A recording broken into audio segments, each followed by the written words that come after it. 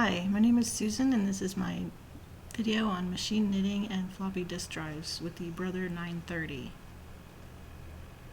I put links below to my support network for machine knitting. Most of the things you need to know about floppy drives and machine knitting have already been documented. Diana Sullivan has great videos on changing the belt on your floppy disk drive, which is what I had to do to get this one to work. And the Answer Lady Knits has a video with lots of details on the FB100 and Brother 930. The drives are specific to the Brother knitting machines and can be read with the dedicated PPD or the knitting machine only. You can import the disks to the machine and then export them to your computer using a cable that I plan to show in another video. In this video, I want to show you how to get patterns from an FDD into your Brother 940. It should be the same or very similar with other Brother electronic knitting machines and the FB100 drives. I have this pattern book called Magic Cable Sweaters Patchwork Pullovers, and inside it says that the disc has patterns 901 through 906 and 909. So before this video, I programmed manually a pattern 907. The order of operations on these machines is important. Make sure that your floppy disk drive and knitting machine are off and there's no disk in the drive. This is not actively in the drive. Plug in your drive and your knitting machine into a wall or power strip. Plug in your drive to the back of your knitting machine. Turn on your floppy. Put in a disk. Turn on your machine. And then to talk to the machine, you hit clear 551 step. Track 1 step. Hear that? That's the disc being read.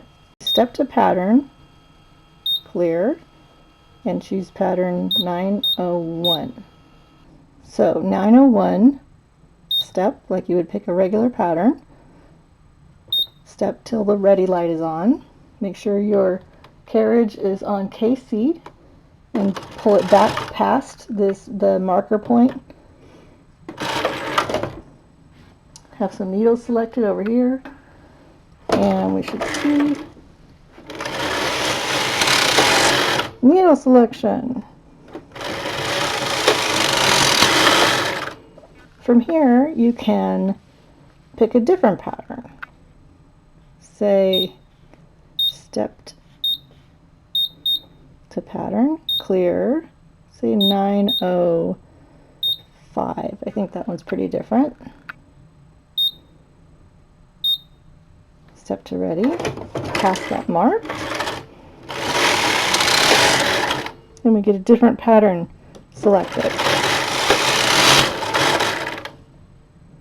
Wonderful. Now here's the test. When you put that drive onto your machine and 551 track 1, it overwrites all the RAM and all your 900 patterns. I don't know if it overwrote 907 because it didn't have a 907 on it. So the way I can find out is try and input a new pattern, and it should give me the next consecutive number that's available on track 1. It did. It looks like it overwrote 907. That's sad. Okay. Now, if you try and select a pattern that's not in there, pattern 907, error. You get a little error right here. There's no 907.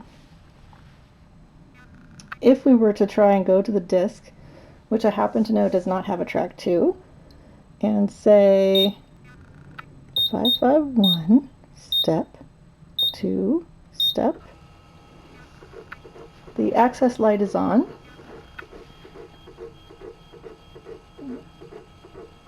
It's thinking.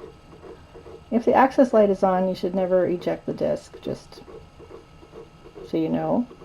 The other thing is to never store these with the batteries in them. There it goes. So we get a 6E, which is no data on that track number. So we picked a bad disk. a bad track on the disc. We can go back,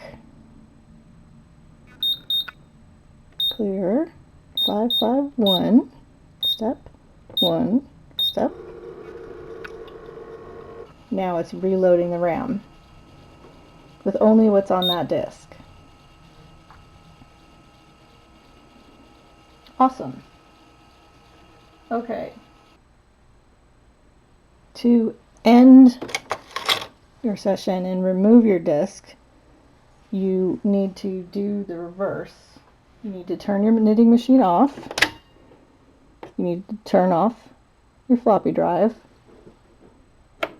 Eject your floppy.